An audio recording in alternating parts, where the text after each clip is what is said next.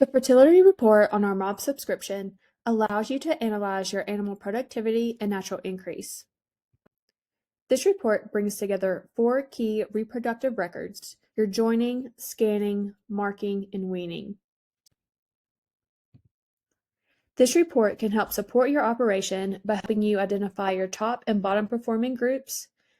Second, it highlights where in the cycle your results are falling short, so you can make targeted changes to improve performance.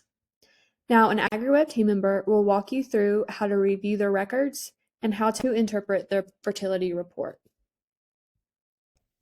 Here's a quick video on how you can view and analyze the fertility reports that are generated based on those records we've been looking at inputting on the mobile app, such as your joining, scanning, marking, and weaning records. To view these records, jump onto the web app and go to the Report tab on the left-hand side of the screen.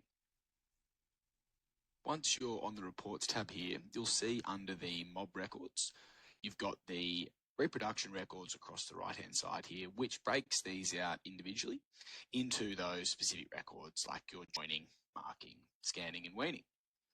To dive into each of these records, say for example your joining report here, you'll see at the top of the screen you've got your date selection. So you've got July 1st through to June, for example. If I wanted to say look at last year's records, let's say we want to go from January through to August 31st, for example, you're able to adjust what you're visualizing in this report. What you can see now is you've got your sire here. So this is the mob name of that sire mob during the joining period and their mob size.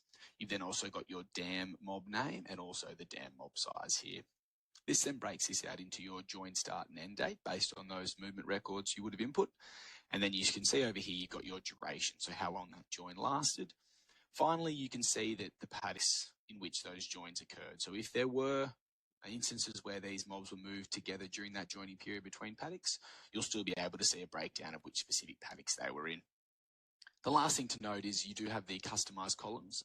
So for example, if you wanted to add in a management tag for some of these mobs, you can see here, there are your commercial bulls with the management tag, for example. You do also have the ability to print or export this report just based on these top right-hand options here. If we were then to dive into the marking report, you can see your date range again. Selection is at the top, so the format will be very similar with a lot of these reports here. You can see now that you've got your total marked and then costs associated with that. You can see down here you can have your marking date.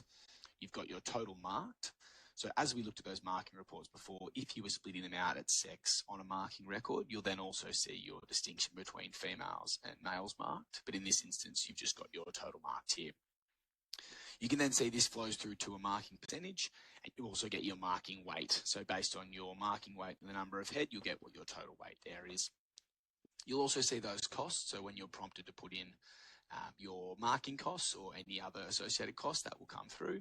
You can also see then the paddock that marking was recorded against, and then also the dam mob, so the name of the dam mob, and then finally your marked mob, so what's the name of that new mob that you've just created. Similarly with the other reproduction reports, if you looked at your pregnancy scan record, this just breaks it down into, again, your mob here, your scan date, and then your fetus counts over here, so how many empties versus singles, twins and triplets that you had across that period. The final report, which is that weaning record, is quite similar to the marking. So you can see here you've got your total weaned at the top, your weaning date, and then the age class at weaning. You'll then also be able to see what your total head count was there, the average weight at weaning, and then pulling through those treatment costs and those cost per heads as well for those weaning records. Now, whilst these break these records down individually in these reproduction reports here, we do also at the bottom here have our fertility report, which is under the performance records down here. Now, what this report does is it combines for each of the maternal mobs all of the reproduction records that have been associated against that individual mob. As you can see here now, I've got my green tag heifers down here, which have the management tag of joiners. So what we'll do is we'll follow along this bottom line, for example. So you can see you had 102 joined dams. Of that, 102 of those were scanned, in which there was 100% scanning percentage from joined, as you can see over here. This then flows through to that marking. So you can see of that 102, there was 56 marked at a marking weight of 120. So this gives you that marking percentage, which is quite low here, of 0% for pregnant. This then breaks that down into a weaning percentage from marked, which in this case, if this mob hasn't been weaned yet, then you'll see you've got that 0%. One thing to note as well is if you aren't inputting each of these records chronologically, it will adjust the figures that you're actually visualizing here. So for example, you haven't got your scanned figures coming through.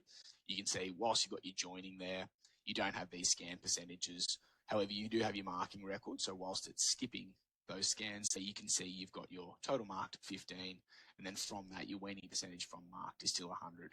So it will still pull that information through, but it's just ensuring that you're putting these in chronologically so that you can actually get that full flow-on effect of what's actually happening. And this can be an extremely effective report for looking at, what those efficiencies are, or potentially where you can get some of those productivity increases from those fertility records that you are inputting into AgriWebb.